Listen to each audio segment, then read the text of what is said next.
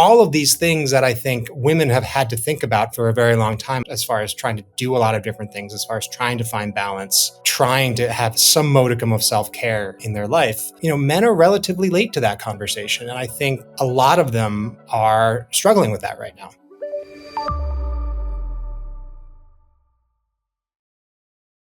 Well, hello, everyone. Welcome back. It's great to see you again. It's so great to spend a little time thinking about mental health and mental fitness together and male mental health. And today we have a really wonderful guest, a friend. We're going to be talking with Rich Dorment, the editor-in-chief of Men's Health magazine. Let me just tell you a little bit about him. He has overseen editorial content, and this is the world's largest men's magazine across web, social, print, and video. He's been doing that since 2018. All through the pandemic. Prior to Men's Health, Dorment was the editor at Wired, where he focused on technology, science, culture, and business features, as well as Esquire, where he spent 9 years writing features on culture, politics, men's lifestyle for print, web, social, commerce, and television. Throughout his career, he has led editorial initiatives with partners ranging from Apple, NBC Universal, and Nordstrom to the Mayo Clinic and the Boys and Girls Club of America. He's also spearheaded projects in gaming, augmented reality, and interactive video. Rich has been a guest on Meet the Press, Today, CBS Morning Joe, NBC Nightly News, and he's contributed to the New York Times. He lives in New York with his wife and 3 children, and he does not have six-pack abs. Yet, I would say. Thanks for reminding me, Drew. Well, it's in your bio. I was going to say, who's writing this? It's. I wrote that actually. Okay. I thought it was important. I thought that was important, vital information for people to know about. I think we should start just with self-esteem basics there. I don't know whether that's true, but I'm glad. Maybe that's in because Men's Health and traditionally Men's Health has been so focused on our abs, our pecs, our biceps, and you wanted us to know that there's more to it than that right from the start. Yes, that was very much my intention, both as an act of self-deprecation, but also as a slight nudge towards expanding what Men's Health is all about. Well, I really appreciate that. And you've been very influential in my life in focusing on that. It was really early in the pandemic. I emailed Rich and I didn't really know what to do. I was quite upset, like everyone. The pandemic was happening. We were all in early quarantine. And I just got a real sense of all of the men and women, particularly like men, dads, guys who maybe weren't used to being in this setting or doing all their work online, and just we needed to do something. That's when we started Friday sessions, and that's just been a really wonderful moment for me and for our colleague Greg Scott Brown to just get psychiatry as part of the conversation and mental health as part of the male mental health conversation. So it's been awesome working with you on that, and also learning from your team. It's one of the things that I think so many of us in mental health and psychiatry sort of need to understand more of. How do we make ideas about mental health really compelling and really actionable? Rich, I want to get right into it in terms of your journey. And I want to hear a little bit of what it's like for you in this journey of being now editor-in-chief of Men's Health magazine for 6, almost 7 years. Gosh.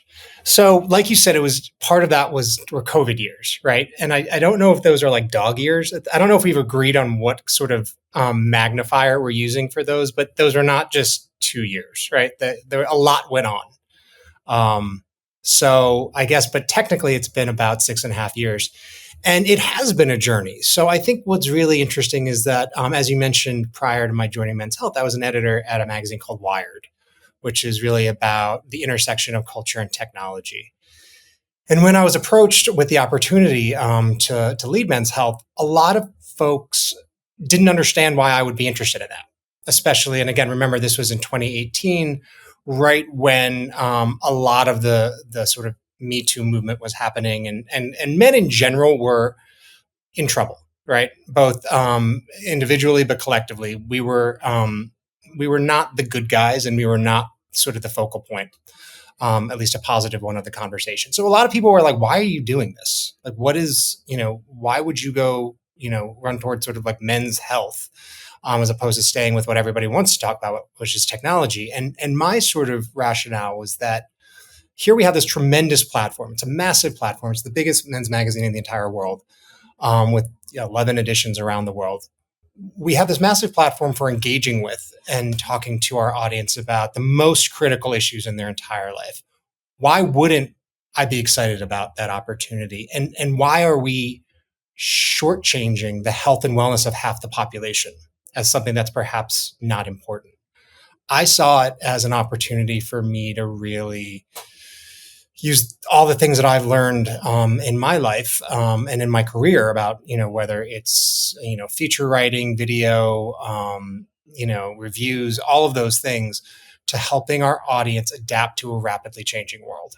And I always say Men's Health, the brand, isn't really about men and it's not really about health. It's about change and about how all of us can recognize change, negotiate with change, adapt to change, and thrive amidst change. And that's really what this brand is all about.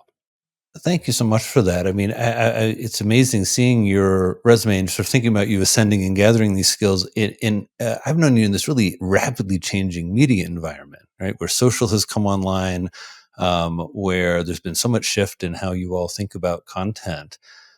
I'm curious when it comes to sort of mental health, what got you interested in men and male mental health? And can you tell us a little of your perspective on how mental health and kind of masculinity are shifting today? Wow, it's a big question, Rich. Sorry, think, that wasn't on the list. I don't think so either. No. I think that's good. So I think, like most things that I'm interested in professionally, it starts personally, right? I think, I'm 45 years old. I grew up in the 80s, primarily in the 90s. And conversations around mental health, at least for me, were not something that was necessarily encouraged. It wasn't discouraged, but it just was not part of the air that I breathed. It was not part of the vocabulary that I learned. When I was about 22 or 23, I really started to notice and recognize very specific challenges I had as far as mental strength and resilience. I went on antidepressants, which again, at the time was not something that a lot of people I knew were doing. And in part, I went on them because I had started having panic attacks. And a sort of funny anecdote about this is that not long after that, I went to go work for a magazine called Esquire, which is a magazine, very old and respected magazine for men. And I wrote something in there about having a panic attack and what it's like to have a panic attack. And my dad, who at the time was probably like 80 something, he's a really old school dude. He graduated law school in 1940 something. He's old. Pulled me aside and he said, no one's going to hire you if you have panic attacks. And he was coming from a place of generosity. It was coming from a place of looking out for me and trying to guide me. Right? Hey, son, this is not going to look good on your resume. And again, I don't begrudge him any of that, but that's very much the culture that he grew up in. And it was very much the culture that we are a product of right now. But I, being of that generation that sort of came of age toward the tail end of that, sort of started to recognize well, why wouldn't we talk about this? What is the big difference between mental health and physical health? Why would I talk about going to a physical therapist if something's wrong with my elbow, but I wouldn't I wouldn't want to talk about seeing a mental therapist or a clinician if I'm having trouble with anxiety, right? So I think those walls started to break down a little bit. This was probably in the mid-aughts. And from there, I think I started to apply it more and more in my career, exploring these issues related to men and mental health. There was one feature I did at Esquire, which actually this is like a journalistic hot tip. If you can start with a headline that you like and then build a story around that, it makes things a lot easier. So the headline of the story was "Pissed Off, On Edge, and Very, Very Tired." And my thesis was that men can talk about mental health as long as you're not talking about mental health. Mm-hmm. So we weren't talking about depression. We were talking about being very, very tired. We weren't talking about anxiety. We were talking about being on edge. We weren't talking about anger, clinical anger. We were talking about being pissed off. So it's this idea of using the language and using the everyday experience as an entry point so you can access these feelings and encourage these conversations and make people feel comfortable about recognizing themselves in what used to be this very taboo subject. So those are the types of stories that I was really working on and developing. And sort of at the same time, you began to see a lot of actors and athletes start to open up about the challenges that they face, both, in performance and outside of performance.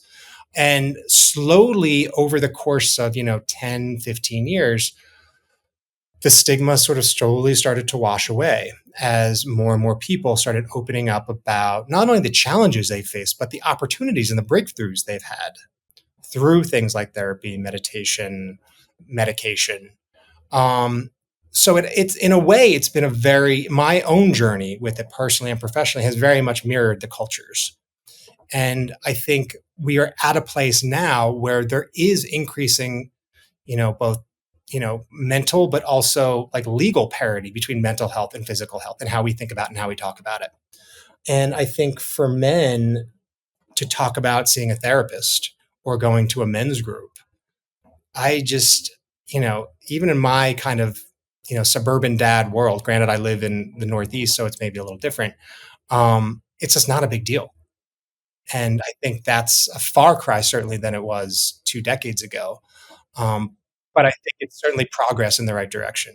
Oh, it's so much progress. I'm wondering, just for everyone listening, you're at this moment, sorry to just go back, you and your dad, and he does this thing that so often happens with our parents where he just doesn't see things. I hear this from my parents, like, well, we're of different generations.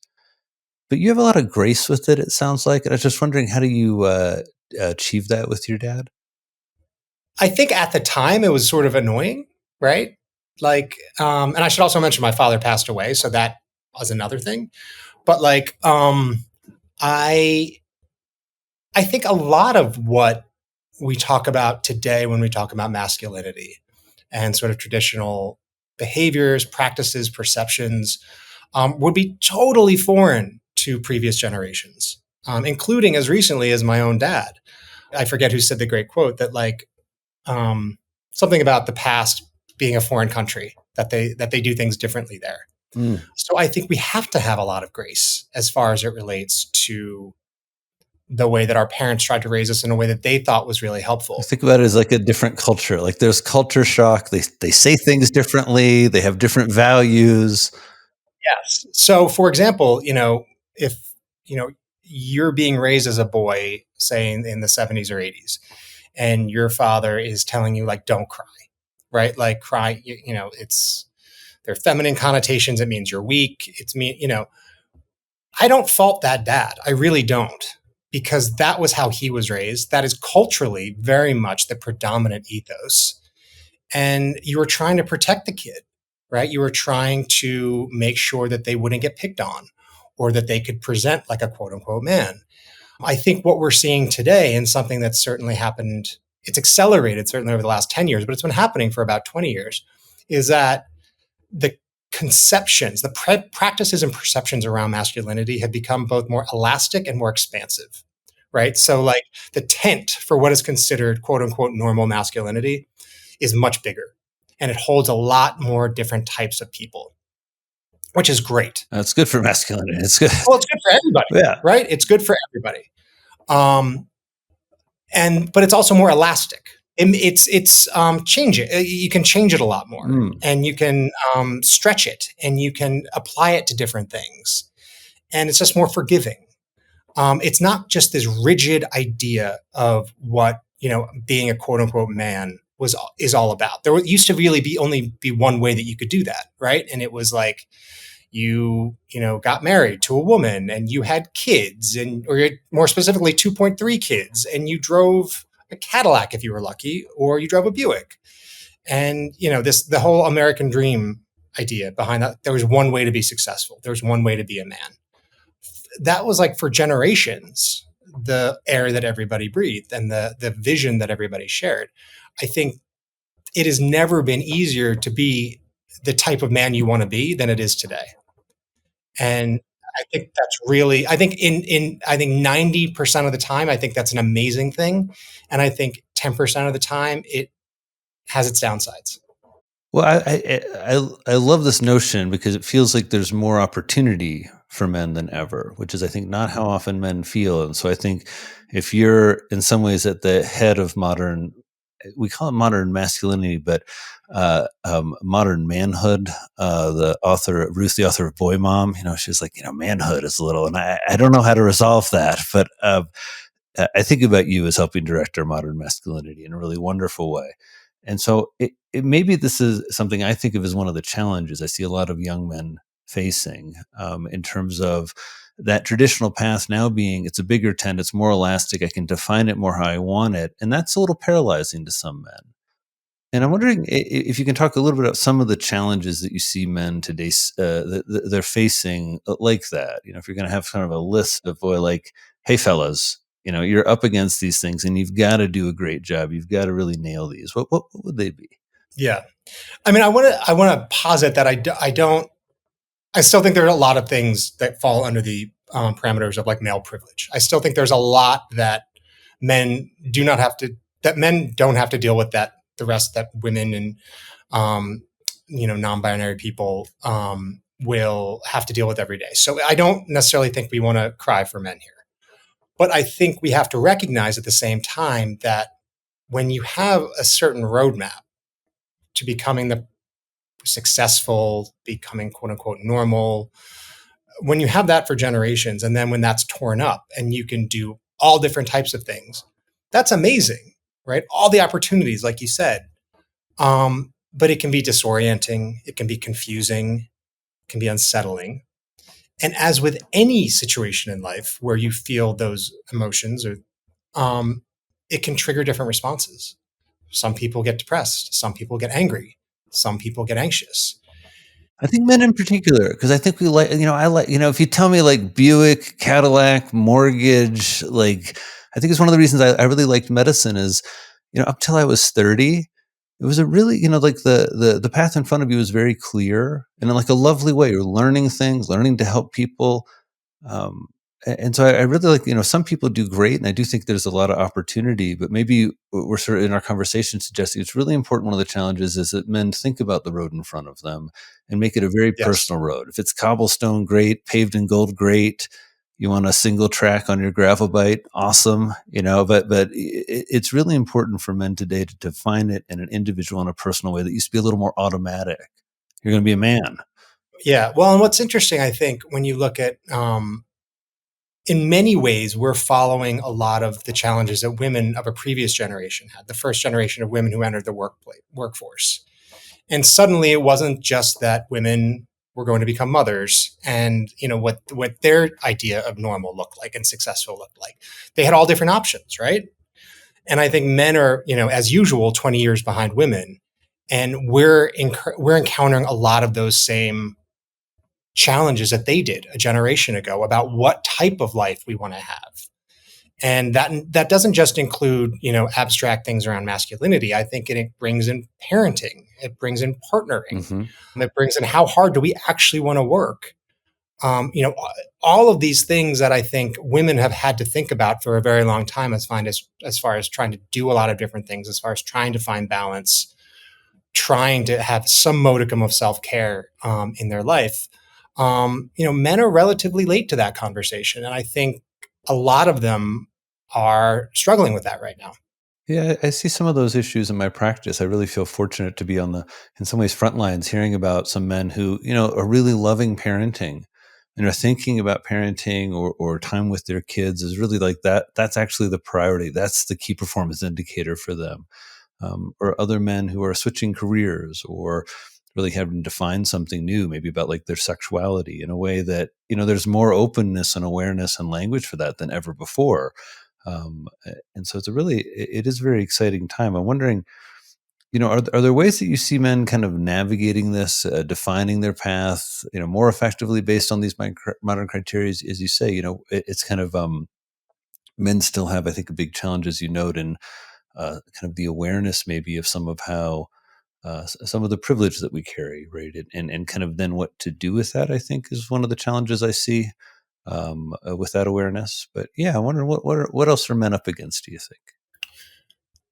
It's a great question. And I think there, the first thing that people should understand is that the change isn't going to stop, right? Change never stops. So the more comfortable you are with a rapidly changing world and the more comfortable you are with shifting norms and perceptions around everything, but including gender, the better off you're going to be. This idea that things will ever go back to the way they were. Personally, I think that sounds like a nightmare, but some people actually want that, right? They want to return to the way that their fathers lived. I think they have to understand that time sort of only goes in one direction. And so the more comfortable they can get with adapting to change, I think the more successful they will be with the inevitable change when it comes.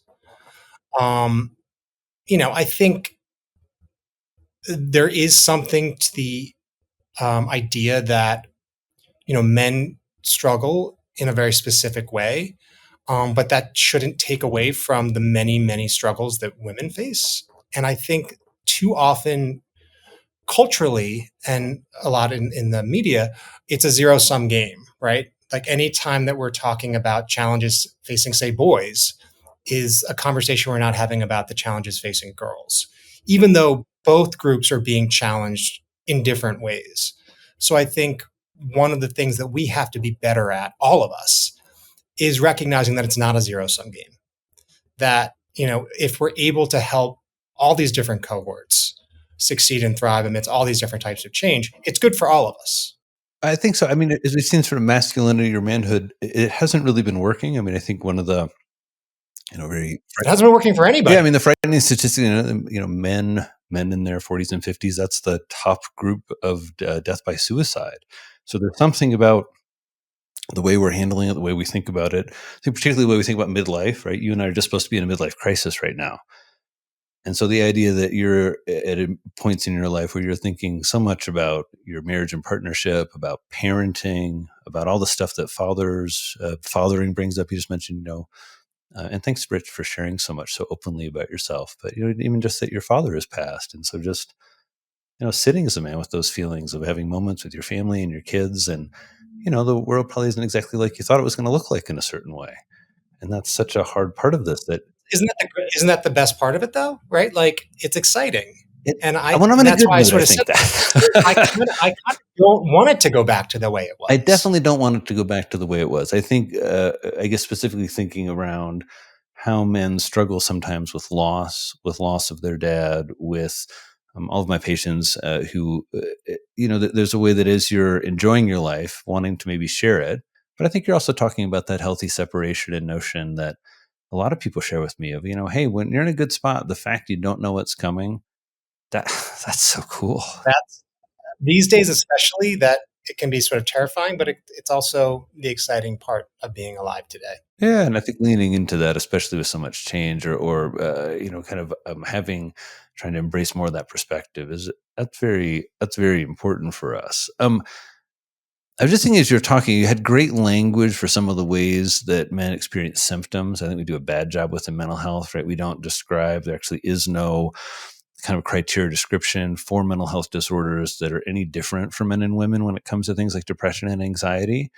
And so I think a lot of where when we see statistics like women get a diagnosis of depression twice as much as men, to me, I wonder if we're not we're not asking men like, are you pissed off? Are you not sleeping well and tired? Where we'd get maybe a little more buy-in. I was wondering that same kind of language when you think about, let's call it healthy manhood, and healthy masculinity. I was wondering if you could tell us a little bit of your modern language of what does that look like? Like how do we know that as men if we're having some of that? I mean, I think you have to look at it from a holistic point of view. One of the things that we try to really lean into in men's health, and this is something you and I have talked about in your work especially, is mind body and life connection. That for us at Men's Health, it's whole body, whole mind, and whole life is how we think about health. And you can't really talk about and address one without talking about the other two. And so when people say talk about depression, say, for example, I think for a long time there was a very specific sense of what depression would look like or feel like. And it was often associated with a sadness, a very sort of palpable sadness. As someone who has struggled with depression, I sadness has never been part of it for Hmm. me. It is always almost manifested physically, including loss of appetite, including being extremely tired but not being able to sleep, um, infiltrating low self-esteem. Those are the things that for me made up my depressive experience. So when you talk about the symptoms themselves and how they are experienced and lived, I find it a much more way of communicating and helping people identify with what you're talking about rather than using clinical terms that sometimes have faulty connotations. They do. They invoke a hierarchy. They invoke something medical, and I think there's nobody wants them. Scott Galloway was on the podcast. He talked about it when he feels and feels hollow. Really resonated with me, and I really appreciate you being so open that no, you don't get super tearful and sad. That's not how it hits you. It's more of a sleep disturbance, and some Yeah. of the other. And so that's part of our job, right? That yours and mine in different ways is educating folks about what these things actually look and feel like and how they can be different, right? Like how many symptoms are there in the DSM-5 of depression? I think 9. Boy, put me on the spot here. You had me spell like enthogen earlier. Now I think I think 5 of 9 is kind of the traditional criteria. When you think about There things are like so many ways you can define it and recognize it other than just being kind of bummed. Although that's part of it too. I think also when you're noting that when we talk to men, if we're looking for, hey, do you feel down, sad, and depressed? It might not be how they identify as much as, hey, are you feeling lonely or alone? Are you feeling hollow? Or are you feel, and again, I didn't really talk about the sort of life part of it, but this idea of sociability and, a desire and willingness to engage with people around you. Yeah, and also, by the way, Rich, in terms of depressive criteria, I've always been fascinated with my field. If you just have that, like say everything's going great, and you just like don't feel like socializing with your friends. You don't. You're I, one of the things I don't like about mental health and where in healing the modern brain, I've really wanted to shift towards mental fitness is just that interests me. And I think there's something to be understood or something that you could more efficiently kind of work through or understand or deepen with the right help. And the way that we approach it now is like, no, no, no, no. Like a lot of you got to hit rock bottom. Like I have patients joke with me sometimes like, oh, it's like, is this rock bottom? Right. And like You're like, nope. yeah, well, I'm just like, it's. I always feel like, boy, if it is, it would have been great if we would have met earlier. My favorite rock bottom um, sort of moment is when a lot of people will be like, well, just exercise, just go for a run will make you feel better, get the endorphins going. And you're like, and again, this is not me personally, but a person could be like in the fetal position in the bathroom or, curled up in bed, literally not able to get up. And you're like, no, but just go for a run. You'll feel so much better. And it's just not, we're not meeting people where they are. And that place can be very different depending upon, what's happening with the people and how they're processing it, but also what the specific symptoms are. And so we have to be more sophisticated and more ambitious with how we characterize these things in a way so that people can identify them and people can understand what's happening with them so they can talk about it in the right way. Well, I think you're talking in some ways, around what maybe healthy masculinity looks like is having more nuanced language for mental health, getting help, getting some of that language if you need it. Not thinking about this just in terms of how it was thought about. Also, I really like something earlier. You're talking about kind of panic attack, and I've noted a lot of folks. Panic attack is what is kind of I wouldn't say okay to disclose, but a little bit more. Whether yourself or I think Dan Harris and Kevin Love, and I was wondering if part of what is going on, and I think it's a question I have for you about trust, because that's one of the other things about healthy masculine. I would say is the ability to form trusting and secure, safe attachments. But I was wondering if one of the reasons that men don't talk about mental health symptoms is unlike our physical strength, which you can see. I've clearly taken care of my health because I lift, and I'm a strong guy with six pack, etc.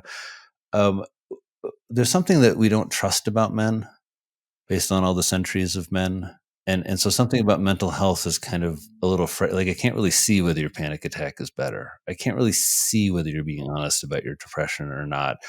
I have to kind of intuit it, and maybe you're not being so honest. And I think about you as someone who is very trustworthy, both in the proof is in the pudding. Lots of brands and top tier brands throughout your career really trusted you. And I wonder if you can help us all understand, particularly men, like what do you understand about forming and establishing trust with both brands, but also most importantly with people? Um, gosh, I think, I mean, authenticity is a word that gets tossed around a lot. And it can, but it's idea of being the best version of yourself with the people around you. And I use that word explicitly, the best version of yourself, because I'm personally not the type of person who brings my full life to work, my full self to work. I don't think that's appropriate. And again, other people have different approaches to this and different theories, and that's totally up to them. But like, I bring the best version of myself to work, and it's not performative in the sense that I'm not myself. Like, I'm just a version of myself. Um, but I show up and I do the very best that I can by the people that I work with and that rely on me. Um, I don't always get it right. And I think something that lots of people, I think men in particular, get a bad rap when it comes to this, but I think lots of people have a hard time admitting that they're wrong. That's never been something that I've had a problem with. If I'm wrong about something, I'll say I'm wrong. If I owe someone an apology, I apologize. Hmm. And I just think it's bringing that most generous part of yourself to whatever it is you're doing. I don't know if that answers your That question. answers my question. I mean, it's your answer. I also love that you're both really mentally health aware, life experienced. But there's also something about like a boundary at work and a professionalism. Not that if something bad is going on, you might not disclose it to colleagues, but there's something about stepping into your identity and the parts of your identity that are about being your best at work and being a professional in that way. Yeah. And look, like, I wrote about panic attacks, right? Like, it's not like I'm excluded. It's not like I'm compartmentalizing, is not something I really believe in. I just, it's just the version of me that is the most honest and authentic that it can be. Um, and in a way that I think adds positively to the environment. My particular job, your job, certainly, lots of jobs are intensely collaborative, right? We can't do this on our own. You literally cannot do this on your own. I can't make a magazine or a website or a video series on my own. So being open to and enjoying the collaborative process, which can be amazing, and it's often amazing and fun, can also be really difficult and a massive pain in the butt. But really investing yourself in that, and in its success, I think is something that most is people should strive for, because I hopefully it gets you to where you want to be. Mm. I appreciate all those ideas, and I think sort of in some ways, like key pieces when we're thinking about things to develop and work on in terms of getting better at establishing trust with people is, going beyond the authenticity in a generic way, but in a very true way of showing up as your, really best self. What that means, and then showing up in a say you don't like compartmentalization. I'm not sure the right word for it. Then it's not a compartmentalized way, but I would say in the very professional and the work part of yourself. And I think a lot of men and a lot of people in general take refuge in that in a way that really doesn't get emphasized enough. That's sort of in some ways quite healthy. I always feel that when things are kind of blowing up in my personal life in some way, and I can settle into this thing that I love doing, that I love to try and do really well. It's very intensive. It's very collaborative, as you note. It's so gratifying. Yeah. Well, it's also just normalizing a lot of what used to be taboo subjects. And so, like, I have a very firm policy at Men's Health that if, like, you have to go to therapy during work, like, go to therapy. And if possible, like, we use Slack here in the workplace, and you can add like little like updates as far as like where you are. Like, I would imagine that in times past, people would just like sneak away to the doctor or to the therapist and like not tell anybody, right? Like, and I am open. Like, if I'm going to therapy, like, I will say, like, I'm going to be at therapy. I'll be back in 90 minutes or whatever. I encourage others to do the same. I think that makes you unique, and I hope all bosses, editors, CEOs are listening right now. I mean It's a very generous policy. 90 minutes to go to my therapist, and you're in New York. And by the way, I love your beaming in here from the Men's Health offices there. I think in the Hearst building, right on Columbus Circle. It's always such a rush to come visit you at the office. But this idea, especially coming out of a lot of people are coming out of the Zoom lifestyle, telecommuting lifestyle. And one of the things that really did shift is because people didn't have to commute. They had a lot of time. And then because people didn't have to commute to the therapist, it got super efficient to see us by video and to be in therapy. It's just 45 minutes. So it's wonderful you give people time to get there, get back, process, and have a good I session. mean, I'm not checking anybody's time card. I just think that if we're it's the same thing with going to the gym, right? Again, mental health and parity between mental health and physical health. If somebody needs to go to the gym for 45 minutes, go to the gym for 45 minutes and don't be ashamed about it. Don't slink away. If we can't do it at our brand where we really prioritize these things for our audience, like where else could we do it? So it's just normalizing those conversations. And I also normalize conversations around family life. A lot of folks here have kids, a lot of folks don't have kids, and that's awesome too. But to the extent that we want to talk about our families and challenges we're having with our families or places we have to be that aren't here because of our families, like we have to normalize those conversations too, because this idea that people come in without other responsibilities in their lives is just not a reasonable expectation. So understanding that people live full lives in however you define it, and giving them the opportunity to balance those things, I think not only is it good for your relationship with the folks that you work with, but it's ultimately better for what you're working on, right? Like I think a happy worker is somebody who does better work personally. Well, and I think also feeling that notion of you're there to create a healthy culture. Essentially, my next question is really about community and how people build community, and particularly how men are building community. And I think one of the reasons I want to ask you is exactly what you're talking about: that an awareness that people are coming to work with different, a lot of different backgrounds, a lot of different family setups, kids, no kids, etc., and giving people a place where they feel supported Mm-hmm. to take care of their health, their mental health, physical health, but also to collaborate and the kind of Mm-hmm. essence of that. And I wonder if you can tell us a little bit, how do you see men and how are you kind of creating culture and community these days? I guess community specifically, I feel traditionally men, it's been like, I don't know, brew pubs and fantasy football for the last decade. And I see something different happening. Right. I think people are more and more open. I think, especially following COVID, where a lot of communities sort of broke down, a lot of in-person experiences broke down. I think over the last few years, people have really rediscovered or are rediscovering different ways that they can be together in ways that enrich them in many different ways. And I think here at Men's Health, I think the community just comes from, we're in the office 3 to 4 days a week, some folks more than others. And I think it's really just being together, collaborating, um, feeling like we're all part of the same team working for the same goal. And just me personally, insofar as I lead by example, which is that, again, I say when I'm wrong, I'm saying I'm wrong. When I owe someone an apology, I apologize. I treat everybody as best I can, as, just a coworker, just like me. We're all on the same team, working towards the same goal. And hopefully that type of behavior is something that is reflected in the broader culture. I hope it is. And I hope it's a place that people want to come to work.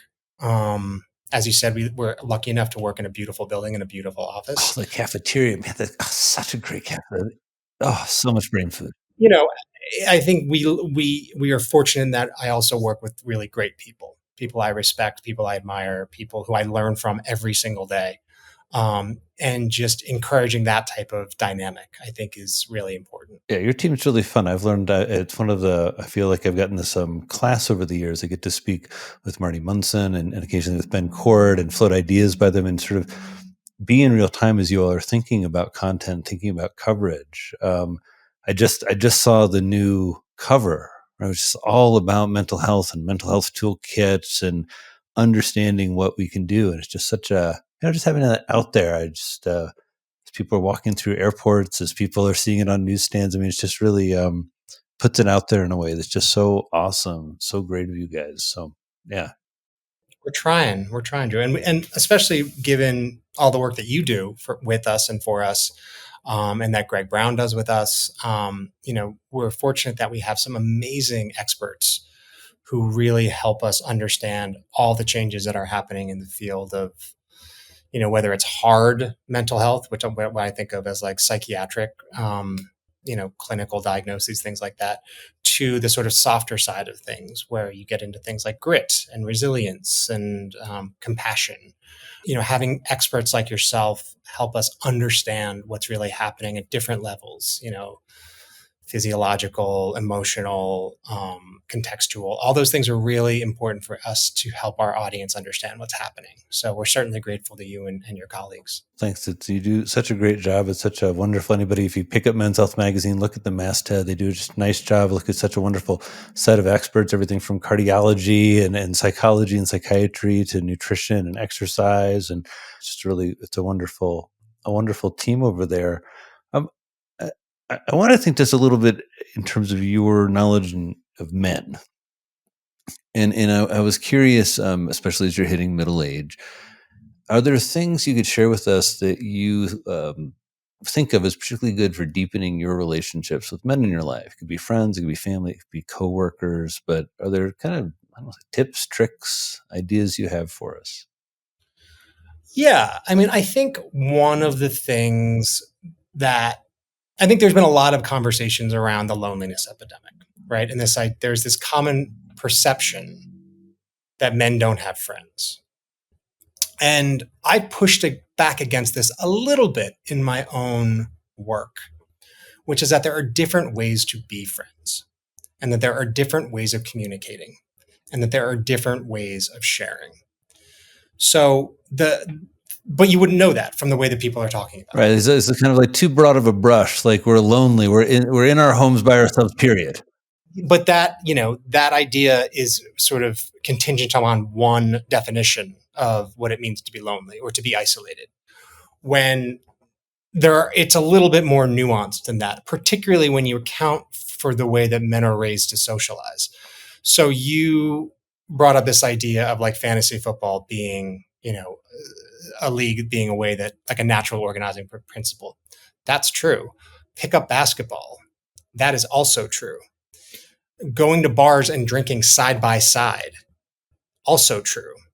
And anthropologists and sociologists have studied the way that men prefer to communicate is very different than women. Women tend to look eye to eye. Men are shoulder to shoulder. And so it's this idea that there's not one way to be a friend, and there's not one way of communicating. There are lots of different ways. I think what matters is intention, right? Like, putting effort and deliberation into reaching out, into cultivating relationships, however you define them, and then maintaining them. I think that's something that a lot of folks have trouble with.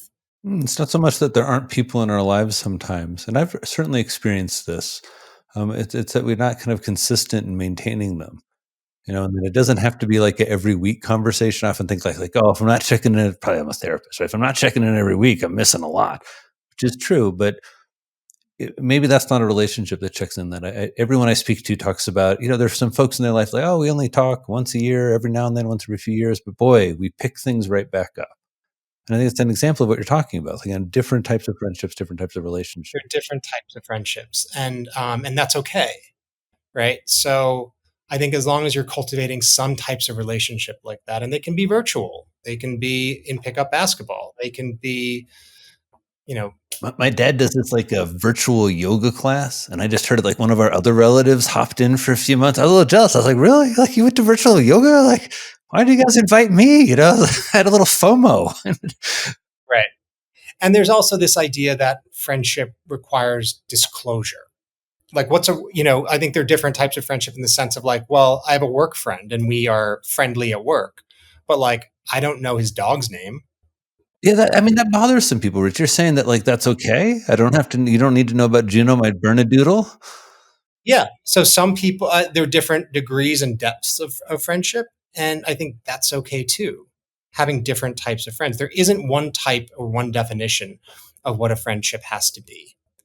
And it doesn't always require sharing your deepest, darkest secrets. In fact, I think actually you're talking about something that people often miss. Excuse me, that people often miss, which is around disclosing your deepest, darkest secrets and not having I hate this where everyone had boundary, right? But having a sense of preserving some relationships that don't have that stuff. Yes. And that can be a tremendous relief, right? That you don't have to have that element. It can just be a fun, dynamic, supposedly superficial relationship. Like that's great for some people. It's not great if that's all of your relationships, but you know, as a type of relationship that you might cultivate, like what's wrong with that, right? Yeah, we had this. It's funny. Something I learned from our work together. We had this great summit. So Corey Richardson and Jimmy Butler, the NBA star. And I didn't understand how big of an NBA star he was. And we're all talking, and everyone's talking about vulnerability. And Jimmy was just like, "Hey, vulnerability is really dangerous. You don't want us to be vulnerable to anybody." He just gave an example, like when I show up to play. I'm gonna run a road trip. Like, people don't want to hear about my vulnerability. They want me to win. And I thought it was a really Right. great example of what we're talking about, which is being somewhat strategic in your relationships. Therapists, sure, I want to hear all of it unfiltered. Close friends and confidants who you've got a signal with, or relationship or history of really sharing deep stuff. And then people who maybe that's not what it's about. It's about like going on hikes, going on working together. It's I think really critical for people to see that and kind of honor it, because I think so often those relationships get kind of dismissed, like, it's just somebody Yeah. that I could do this or that with, and that, as you said, can be really kind of organizing, comforting, safe in a certain way. Yeah. But I also do want to emphasize, I mean, we talked earlier about in our life stage where we have young kids and we've got busy careers. I think time with your friends, however you define them, is usually the first thing to go when there's a time crunch, of which there are many, Yeah, I wrote right? a little bit about this in Healing the Modern Brain. I was looking at it of like, yeah, with this idea that, I have an awareness that that's this time, it's brief. When I get anxious that, like, I haven't hung out with you enough, or I haven't, reached out to this friend or that friend. I try and do something to preserve that relationship, as you said, have some intention, especially recently. But I also try to have more grace of, I'm really focused on the right thing. Yeah. And like you can just something that I've been like MIA from my life for the last like 6 weeks. I've been traveling, I moved. My kids just went back to school. My wife's like, we're all over the place. I am barely keeping my head above water. But I did text a bunch of friends last week to be like, hey, what's going on? Haven't talked to you in a while. That's it. Most of them got back to me. Some of them didn't. That's fine too, because you know what? They're busy too. But I think it's really important that time with your friends is not the first thing to go when you're busy with work and with kids. I think for a lot of us, time with friends, whether that's a fantasy league, whether that's pickup basketball, whether it's 9 holes, not 18, maybe 9 holes of golf. Yeah, I've definitely heard a lot of wives say, like, why do all my husband's hobbies take 3 hours? Can't you, like, go bang out an exercise class or go have a coffee? Let's keep it at 9. No, but that is an important part of investing in relationships that then have a boomerang effect on everything else that we do, as far as our mental health, our physical health, our social health. Um, so I really encourage, the our audience to make that a priority and to invest in it. And it doesn't have to be their whole lives, and it doesn't have to be everybody. You don't need a million friends. You just need a couple of varying degrees of depth and intensity um, to kind of fill your bucket. Yeah, I've been trying, as I think about deepening things, one that seems, as you're saying, that time and experience gets a little bit more sparse, and then being intentional. Actually, I was at Greg Scott Brown's wedding. He did this really nice thing where he had a moment to brought all the groomsmen together. He sat us all down, and he asked us some questions about marriage, about life, about, it was just, It was such a like sweet. I sat there listening to these men so eloquent, talking about themselves and Greg and life, and it was just. And I was thinking, it doesn't in some ways take that much. As you said, Right. maybe it's in some ways a simple and intentional thing of getting together, getting some time together, and then taking those notes. I'm sure we both know from our wives of like asking about the kids. I don't know. Somehow I realized I wasn't doing as much about that to my male friends, and asking them about parenting. That's my question for you here as we're winding down our time. And Rich, thanks so much for sharing so much about what's going on with you and just your perspective. It's just wonderful to listen to. You are a father. You've got 3 kids, and I'm wondering what fatherhood has taught you about being a man. Oh gosh. I think fatherhood primarily has taught me that I am a whole person in a way that maybe I didn't appreciate before. And by what I mean by that is that I can be funny and sweet and loving and patient. And I can also be impatient and short and frustrated and disappointed within the span of like 20 minutes. And it's like that all day, every day. And I think fatherhood, parenting in general, is such an intense experience that it brings all of that out. Every single emotion you have, every single impulse comes to the surface, at least for me. And they're all there and they all could come out at any given time. And so, one of the things that I really learned, and I will say I appreciate it, is that I recognize all these parts of myself as being very present and active. And I am constantly negotiating with them and they're negotiating with each other. And I feel like a complete person in that I have, like with inside out, with all the different emotions in my head, like I've got all of it and they're all part of it and they're all here all the time. And they really dictate how I am, not only as a father, but as a person. And so I think recognizing that and appreciating it has been one of the biggest takeaways for me. Um, and I hope, and I hope my kids recognize that, right? Like I don't, That's a hard part of it, right? Because the way they see it is so different than how we see it. right? I mean, you talked earlier about like how I had grace with my dad, and like because I recognize him as a whole person, right? Like he wasn't perfect. Of course he wasn't. No one's perfect. Maybe you got that wisdom earlier than most people. I think there's often that disappointment. Yeah, well, that's I think what fatherhood taught me, which is this idea that like we are all whole people, and expecting anything else is deeply unfair. And also, I think just from the other point of view, seeing my kids as whole people is also a real joy, and seeing those different facets of their personalities come out and develop has been really fun to watch. It's kind of in parallel, it feels you're describing the kind of acceptance of yourself and all of the parts of you in a way. And um, uh, Well, did you ever read that book by Jen Senior, All Joy and No Fun, n- about parenting? no. It's a great, great book. But in it, she talks about how so often and for so long, if you asked a parent what they wanted for their kid, what would they say?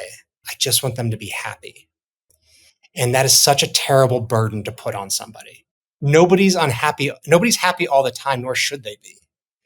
And so recognizing the complete human experience, the complete human personality within ourselves and with our kids, I think has been a real revelation for me, but it's also been really rewarding because I really feel like I've been getting to know myself in a way that, before I had kids, I didn't have all these things all the time, right? Like it was a much less complicated existence. So, that to me has been the greatest takeaway. Yeah, that's a wonderful way of putting it. And also that kind of uh, rapidly changing nature of your emotional landscape is almost it's very disorienting. I was also thinking that all those parts you named are kind of necessary. As a dad, being a little impatient, it's like that's how sort of help get out the door on time, and understanding their bedtimes and boundaries and standards is and it's kind of parts of ourselves sometimes that, especially as men, that aren't as useful, beforehand or set in a different way. And, I think it takes a parent to know this, that when you are out in the world and you see a parent sort of losing their patience with their kid, or you see a parent in a different sort of mode than that, you sort of recognize what's going on. That, like, of course that's what happens. Like, I don't if a kid's screaming and a parent's losing their mind, like, I've been there, right? You have a lot of empathy and there's a tremendous amount of grace that comes with raising kids. And I feel like we're often more generous with that towards others than we are with ourselves.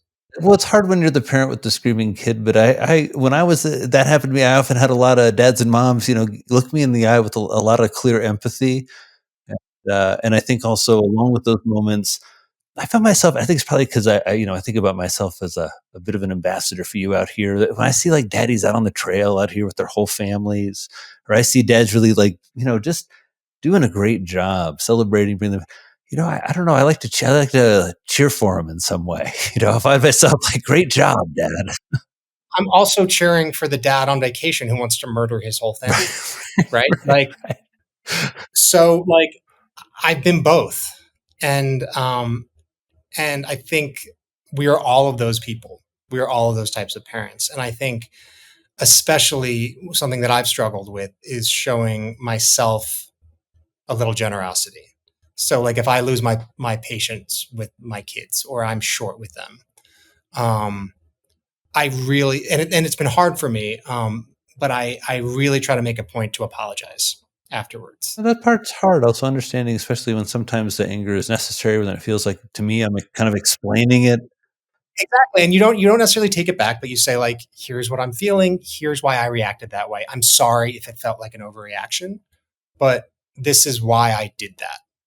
So that they're understanding that, I'm not mad at them as a person. I'm mad at their behaviors, or I'm mad at the action rather than the person. Um, but also just that, so they don't internalize it, right? That there isn't this sense of shame or anything unspoken around it. Or I guess also that idea that things can't be talked about. You're angry or disappointed or frustrated or you yelled at them or whatever, and that like that's not the end of the the conversation keeps going, and you can hear about what that's like, and you want to. I think it's it's a different. And sometimes it is all on me, right? Like, sometimes I just didn't sleep well or I don't feel well and I act like a jerk. Yeah, those parts, I mean, those are really the hard parts of parenting, I Yeah. find, where And so you're for me just to apologize and say, like, look, it wasn't you. I'm really sorry. I don't feel well. I'm sorry. That gets back to that whole person idea, that, like, I am a whole person and I have moods and I have good days and I have bad days. And I want them to accept all of me rather than just the happy go lucky dad. yeah. Rich, I really appreciate your encouragement. I hope everybody who's stuck with us for this episode hears this thoughtfulness of and okay, it's like really the middle-aged opportunity that you're right in the middle of and talking about, which is this really sitting with all of yourself that's coming up, having grace and kindness and self-awareness, being really intentional about your relationships and the era that you're in. I really appreciate everything you've shared. You have such a wonderful perch and to see masculinity and manhood, and you're so eloquent in sharing about it. I really am so grateful for you, and also for the bandwidth to explore male mental health on Friday sessions. We're most one Fridays at 1:30, everybody. So please tune in, and we've got links in this episode, but lots of other episodes. And Rich, I'm wondering if you can leave us with some parting words of, straight from the editor in chief of Men's Health Magazine. If we're listening to this and we're eyeing our weekend or the day ahead, or something you want us to do for our mental fitness, what would it be? Or mental fitness. Take 10 minutes for yourself. Just you. Be selfish for 10 minutes. selfish. I can go on my phone. I can journal. You got any favorites you do in these 10 minutes? I like to go for a walk. I like to do I'm nerdy. But I also work out. I just having 10 sort of minutes where you're not supposed to be anywhere else, or you're not supposed to be doing anything else, or you're not working down a checklist. Just being present, even just for 10 minutes, doing something you enjoy is, is easy. It's action. And I think, yeah, it's be bored if you want. Well,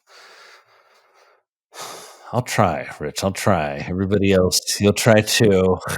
You know, thank you for being so generous with your time. Everyone, it's been a wonderful time being with you. There's another episode of the Dr. Drew Ramsey podcast. Please subscribe. Please share this with men you know, particularly because it's just such a wonderful resource we've had on. Rich, I can't wait to see you in New York sometime soon, my friend. Thanks for coming on and take care.